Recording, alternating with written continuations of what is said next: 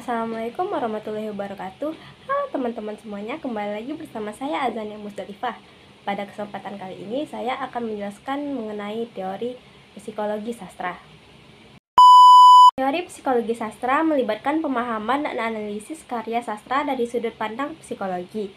Hal ini mencakup eksplorasi motivasi karakter, konflik internal, perkembangan karakter, dan elemen-elemen psikologis lainnya yang hadir dalam karya sastra. Beberapa pendekatan psikologi yang sering digunakan dalam menganalisis sastra melibatkan konsep-konsep seperti psikoanalisis, psikologi perkembangan, dan psikologi kognitif.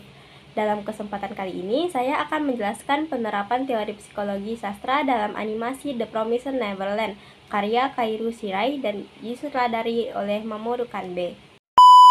The Promised Neverland menceritakan tentang perjuangan anak-anak panti yang berusia kurang dari 12 tahun yang ingin membebaskan diri dari kejaran para iblis. Mereka selalu menghabiskan masa kecilnya di sebuah panti asuhan yang bernama Gracefield House.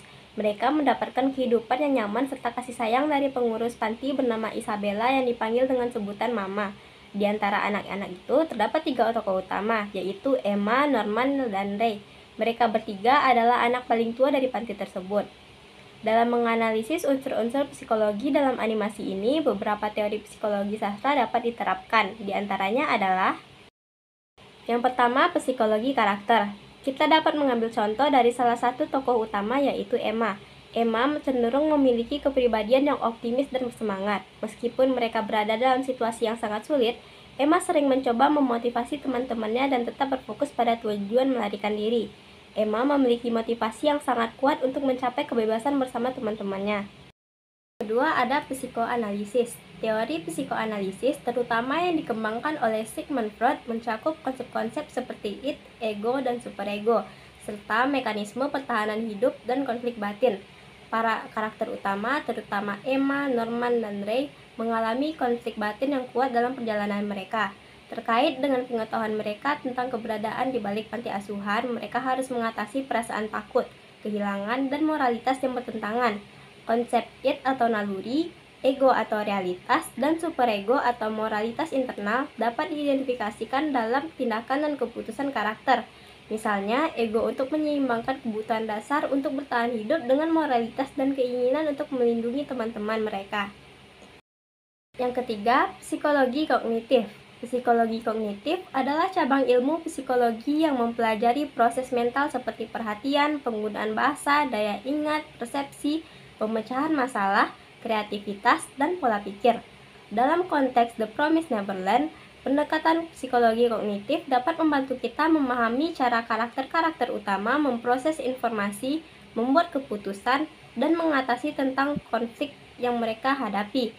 Ingatan dan kemampuan kognitif para karakter untuk mengingat informasi kunci seperti kode panti asuhan atau detail tentang musuh dapat menjadi aspek analisis psikologi kognitif. Yang keempat, teori resiliensi. Teori ketahanan atau resiliensi mencakup kemampuan seseorang atau kelompok untuk pulih dari tantangan, tekanan, atau kejadian traumatis.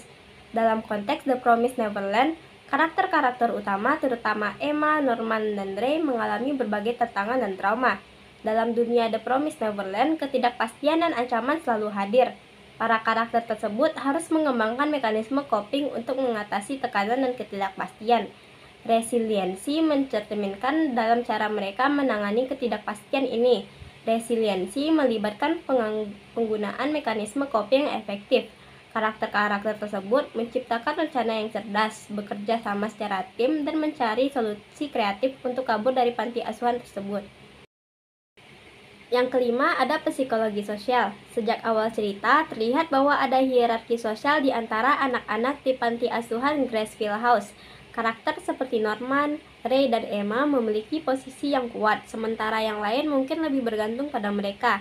Dinamika sosial dalam panti asuhan dipengaruhi oleh peran Mama sebagai figur otoritas.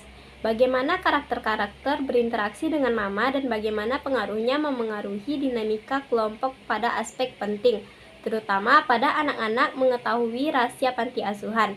Dinamika sosial berfokus pada pembentukan kelompok dan solidaritas di antara mereka. Bagaimana mereka bekerja sama untuk mencapai tujuan bersama dan cara interaksi kelompok ini berkembang selama perjalanan mereka. Yang terakhir ada psikologi kesehatan mental. Dalam konteks The Promised Neverland, karakter-karakter utama mengalami berbagai tekanan tantangan yang dapat memengaruhi kesehatan mental mereka. Karakter-karakter mengalami berbagai bentuk trauma, terutama terkait dengan ancaman kematian dan kehilangan, hingga para karakter harus mengembangkan mekanisme coping untuk mengatasi tantangan yang mereka hadapi, seperti dengan penyangkalan, humor, atau dukungan sosial. Analisis trauma dan apakah karakter mengalami gejala PTSD seperti mimpi buruk atau kilas balik dapat dilihat dalam beberapa adegan di dalam animasinya.